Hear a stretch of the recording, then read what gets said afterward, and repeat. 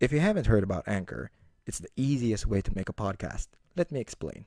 Number one, it's free. Second, there's creation tools that allow you to record and edit your podcast right from your phone or computer. Anchor will distribute your podcast on Spotify, Apple Podcasts, and many more. You can make money from your podcast with no minimum listenership. It's everything you need to make a podcast in one place.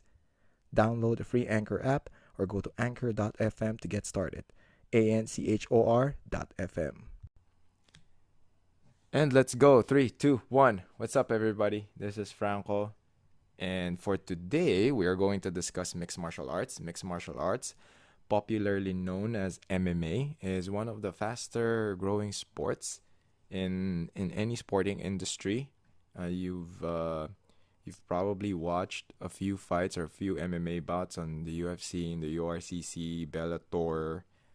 There's one championship. There's IFL. A lot of uh, fight promotions that are springing up. Now here in the Philippines, we also have a ton of professional and local promotions. So in case I miss out on a few events or a few promotions, just buzz me up, just let me know. But as far as I know, there's Ultimate Knockout Challenge, there's Fight Night Manila, of course there's your Academy Fighting Championships, there's Forza, there's Eastern Fighting Championships. I hope I don't mess up the name. That's a new fight promotion that holds shows in Marikina. And then what else? There's Ultimate Knockout Challenge by the Elordes. And then I don't know. Have I forgotten anything? Okay. So, comment section. Let me know so that I will be educated and informed. Now, this topic came about because a lot of people have been asking me this question. There are up-and-coming fighters that want to try out MMA, and then they ask me how do I train fighters, how do I train people, and then my friends who are journalists and they operate in the combat sports realm. They always ask me what are the necessary tools or what are the skill sets that a fighter really needs to have in order to be successful in MMA. So here's my take, and these are my opinions. If I'm wrong, then I'm wrong. If I'm right, then I'm right. So if you don't like what I'm saying, fuck off. So MMA is so let's start. MMA is a dynamic sport to be in. These are several martial arts rolled into one. You are doing your best to chain all the movements together. So, from a coach's standpoint, from an instructor standpoint, I'm not really a fan of MMA being sold as a program, because if you train in MMA, it's gonna be half striking, half grappling. So, if you're training in MMA, you get half the benefits of striking, you get half the benefits of grappling. You'll become a half-baked fighter, plain and simple.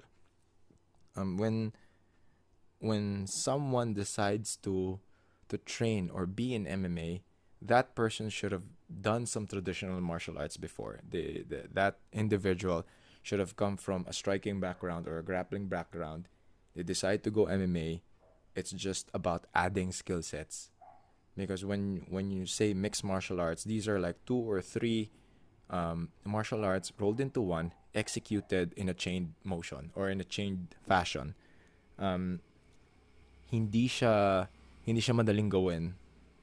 Okay? So for everyone who thinks that MMA is easy, I'm telling you right now, it's not easy to do. It's not easy to teach.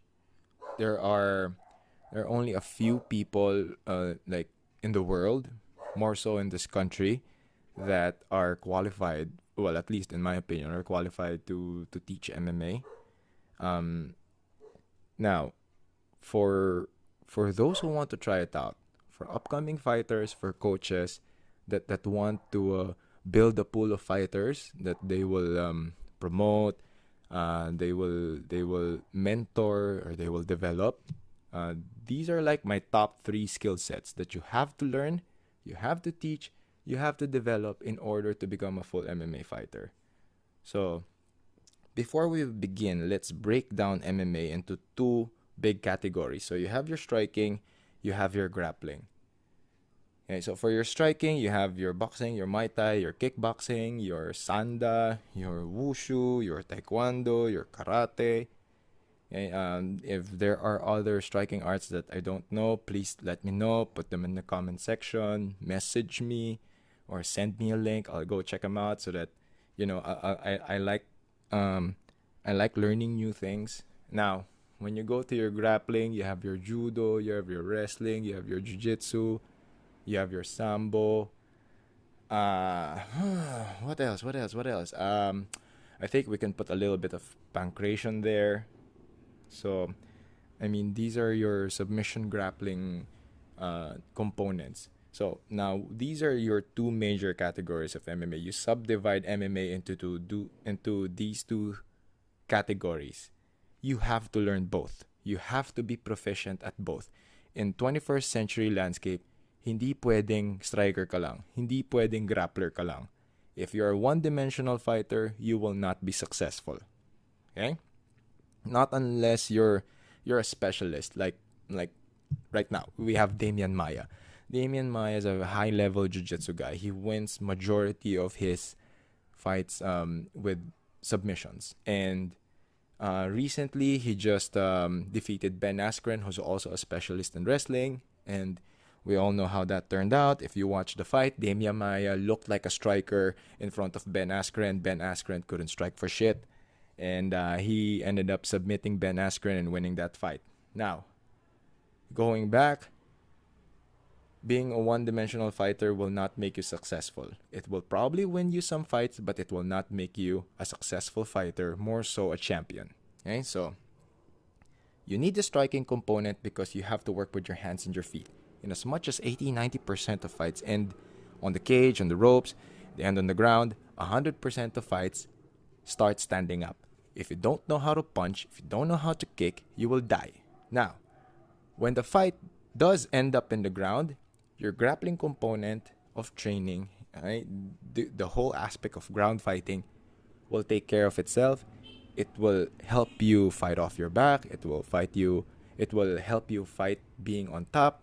Dyan papasok ngayon, all your submission holds, all your ground and pound, all the necessary controls that you need in order to win on the ground. So, that being said, these are like my top 3 skill sets that will help you develop as a MMA fighter. So this will work either for a beginner, an intermediate, or an advanced. I don't even know if there's an advanced level of MMA fighter. So anyway, I'm thinking out of my ass sometimes. So think of it as like your MMA hack training. So number 1, you have to learn boxing. Okay? Learn boxing. Why? Because boxing will teach you hand-foot-eye coordination. And as much as there are a lot of people who will have a differing opinion, for me, the sweet science kasi will teach you how to fight on your feet. Alright? You don't really fight with your hands. You fight with your feet. Okay? I will repeat that. You don't really fight with your hands. You fight with your feet. Because your foot placement will determine where your body is. Your body positioning will determine the striking angles that will be presented to you, and the striking angles that you have will determine kung yung suntok mo papasok o hindi. Okay? So every time that you start, okay, every fight that starts standing, okay, the success rate of strikers will the rate of success will always be determined on what type of angles you're going to play on, how are you going to cut the cage, how are you going to cut your opponent's angles, where will you be in order to land your strikes, and the angles that you work on will determine if your strikes will land or not. Okay, the best example for this is Lomachenko. Okay, Vasily Lomachenko started, his amateur career, and then now he's making waves in the pro boxing scene. If you watch him fight, it's probably the most beautiful display of boxing I've seen. Yeah, of course, there are others who are better, but right here, right now, in this landscape, Lomachenko. He fights with his feet, he moves around, he punches in angles, and then everything is well calculated. Okay, that's probably the best example I have in terms of fighting on your feet. Next, wrestling. Okay, now I was checking on Google. Like, they define wrestling as a combat sport involving grappling type techniques such as clinch fighting, throws and takedowns, joint locks, pins, and other grappling holds. The sport can either be theatrical for entertainment or genuinely competitive. So, in terms of wrestling, we are talking about amateur wrestling. Okay? It's either Greco-Roman or freestyle. Now, why wrestling? The hierarchy is boxing for your striking. Now, when it comes to close contact fighting, definitely wrestling is there because wrestling involves a lot of clinching. Wrestling will teach you how to maneuver your body. It will teach you how to maneuver your body against your opponent's body together with the cage or any surface that you're fighting in. Wrestling will also teach you how to pace properly. It will develop your scrambles. It's a fast paced. It's like jujitsu times three, like in terms of speed, because of the scramble situations. And then wrestling will teach you a very good base. It will teach you, it's a lot of it is muscle endurance. It will teach you all the overhooks and the underhooks, everything that you need to do and to learn while being in the clinch in order to control your opponents. And at the same time, provide enough pressure standing up so that you tire out your opponents. So there are like a wide range of styles with varying rules. Okay? So when it comes to wrestling naman, freestyle wrestling will definitely teach you how to take down your opponents. Okay, this is where your single legs, your double legs, a few hip throws, and then there's your Greco-Roman wrestling, which is controlling. Greco-Roman naman, it's like controlling the top half or the upper body section of your opponent's structure. So, very mixed opinions about wrestling in terms of MMA success. A lot of people lean towards Greco-Roman wrestling. So, I agree with them because you do get into a lot of clinching situations when you're in MMA, especially if you fight in a cage. And then, of course, there's the upper body control. This is where you get to position your body. This is where you get to position proper angle so that you can infight or you can dirty box.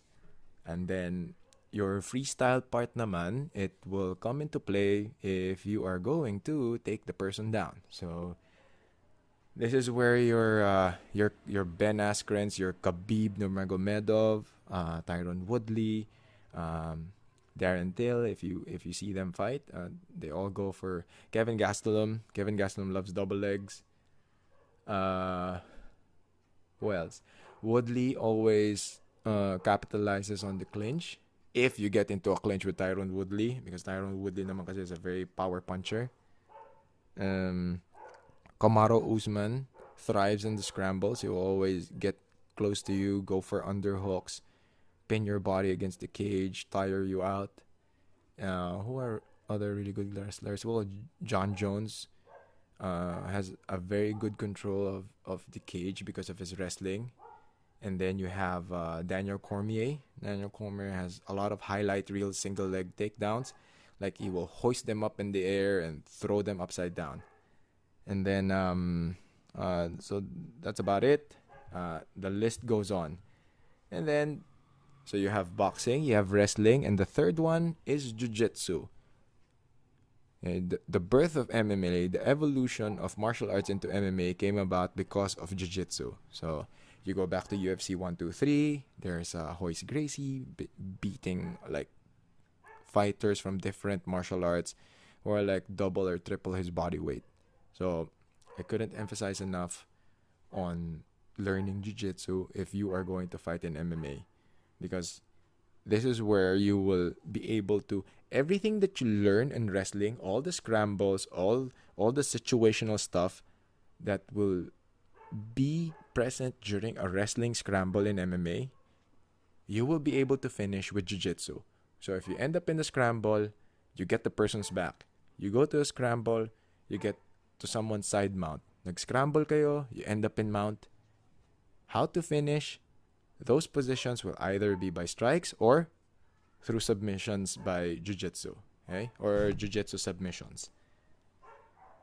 Maraming fighters ngayon kasi, they don't really have a solid foundation of jiu-jitsu. Mainly because they don't take the time to learn it properly. Now, another aspect of that is proper instruction.